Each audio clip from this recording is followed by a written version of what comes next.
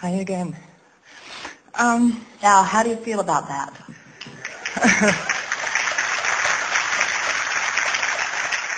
Is she greedy? Is it fair?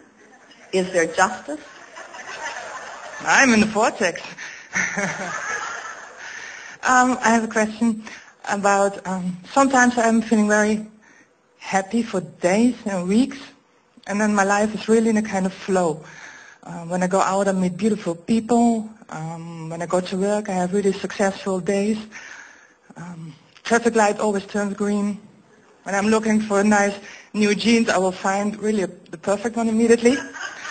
And still there is stuff in my vortex which hasn't arrived yet. Good. So Otherwise you'd be dead in a way that dead doesn't exist.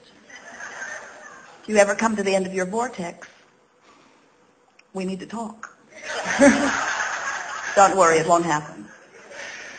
So my question is, how happy must I get to really get everything that's in my vortex?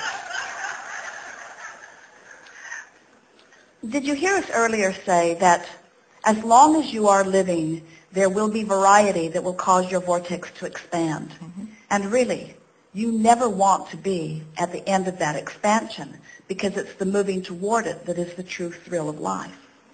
But will never... Now wait, sit in there with us. Sit there for a minute, because that was a really important statement that we want you to take in. It's that coming into alignment, coming into the alignment that is a zest for life. If you're out of the vortex and you're so far from your alignment, then it's miserable. But once you're operating primarily from inside the vortex, where you're expanding and moving and expanding and moving, now you've got this ease and flow that is just delicious, you see.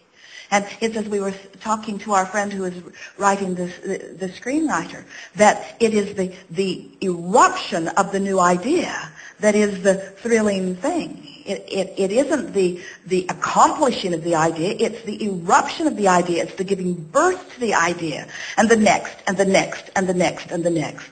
When the ideas are erupting and you stand in the knowledge of the absolutedness of them coming into fruition, then that's really the ideal place to stand. On the verge, constantly on the verge, with knowledge that all things that you want are coming. But all things that you want, let's make this very clear, all things that you want will never have come. All things that you want are coming. And as fast as some of them manifest, more are in the ethers coming.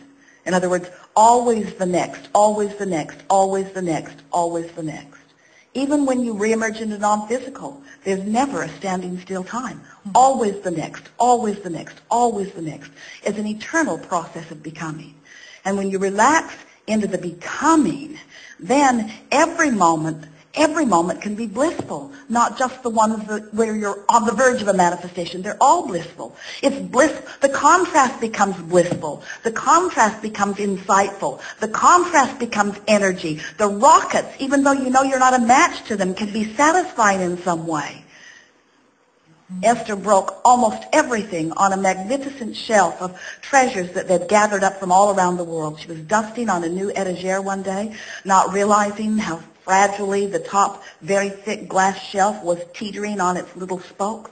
And as she touched the top, her rag to the top shelf, it gave way and broke into the second, into the third, into the fourth. And Jerry hears the crashing of glass, and he calls to Esther from the other room because he knows she has no shoes on, because she rarely has shoes on.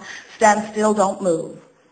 And as he came, there were shards of glass sticking in the floor all around her, and Esther was standing there in the midst of the rubble of Yadras and Sabinas and all kinds of treasures.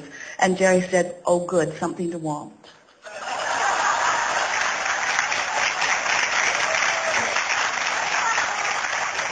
In other words, you never get it done. There is never an ending to the contrast that sets forth the desire and the desire that calls you. It's the calling that is life, you see. And if everything that is calling you is answered, then nothing's calling you. That's the best we've ever said it. If everything that is calling you is answered, never will be, then there is nothing that is calling you, but there always will be.